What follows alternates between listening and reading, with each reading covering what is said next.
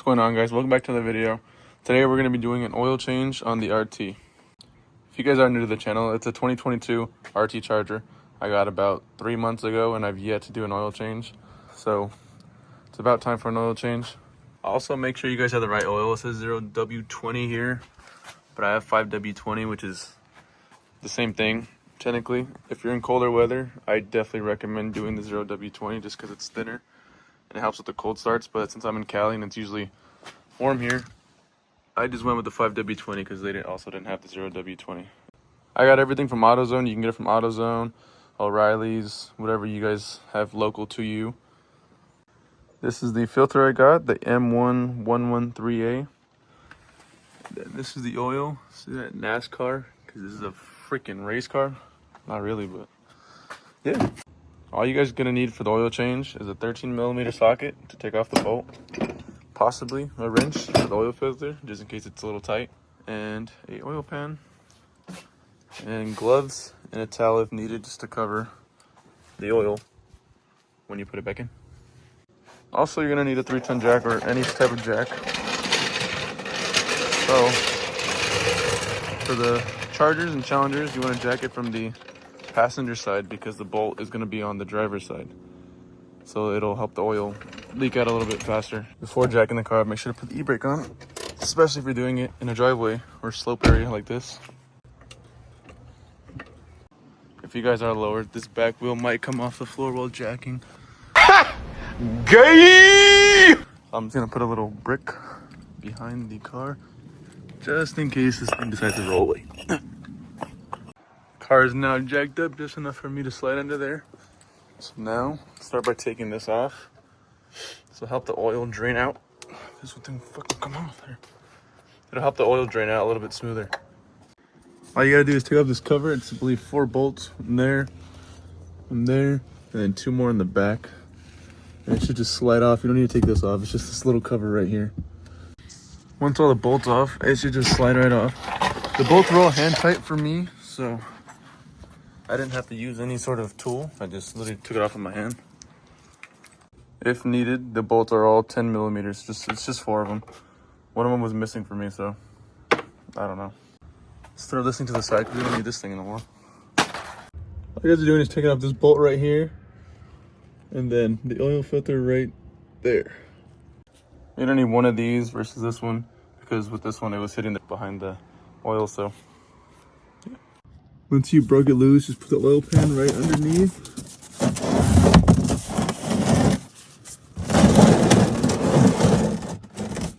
You should be good to just take it out slowly.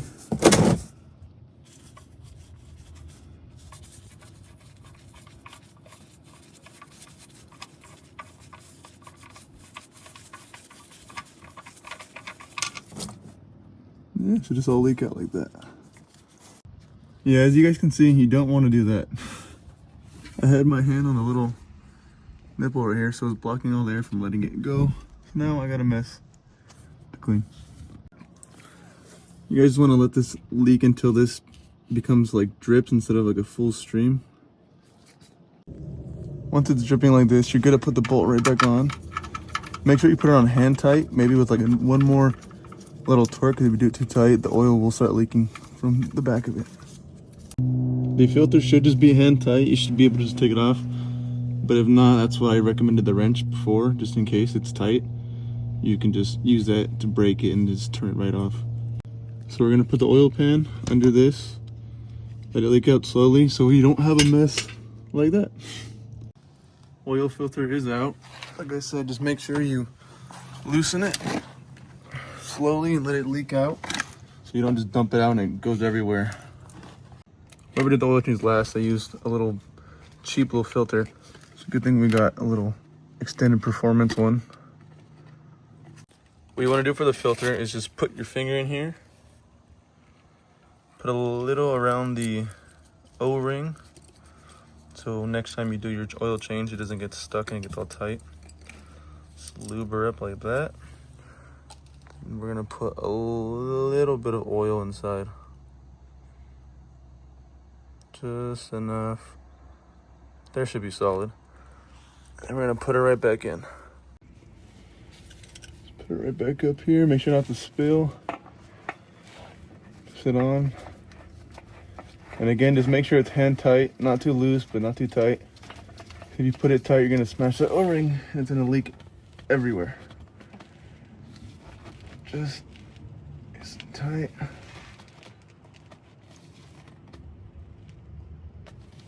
Should be good. We'll check the car for any leaks once we turn it on. Once you finish up putting the filter on, make sure to just wipe everything down. So there's no oil. Clean the little filter. Just put any oil there, right here. Clean this. And then we should be good. Now that we're all done underneath the car, we're good to put the car back down. Double check and make sure you guys don't leave any tools or anything underneath the car so you guys don't run it over or anything like that. Now you guys want to grab yourself a little funnel, make sure it's clean. This one's all dirty, so I'm gonna rinse it out real quick. Once you get it all cleaned out, pop it right here. Make sure to put a rag around so you don't get any of this wiring or anything all fucked up. Then you're just gonna grab the oil and begin to pour. I'm not gonna have you guys sit here and watch me pour all this oil in, so do this real quick and I'll get back. So you finish the 5-quart, just grab the other single quarts.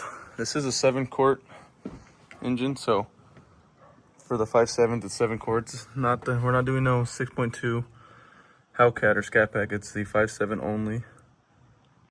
Alright, we're done pouring all the oil in, so I'm gonna take this, put it right here. Put the cap back on, make sure it's nice and tight. Like so.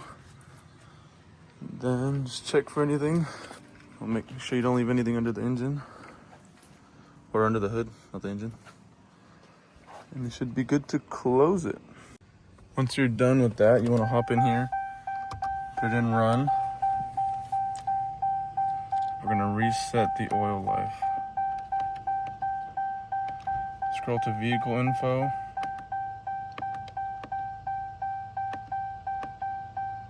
Oil life. Just gonna hold OK. And there you go. Now let's start it up and see if there's any leaks underneath. Let it run for about 2 minutes so the oil can settle all in and stuff. And you should be good after that. Like I said, just check underneath, make sure there's not leaking from the oil filter or the little bolt. And after that, you're good. The oil change is complete. Like I said, just leave it running for about 2 to 5 minutes so all the oil can settle in. And after that, car's ready to go. Thank you guys for watching, and if you have any questions, make sure to leave it down in the comments. Should have subscribed and let me know what you guys want to see next.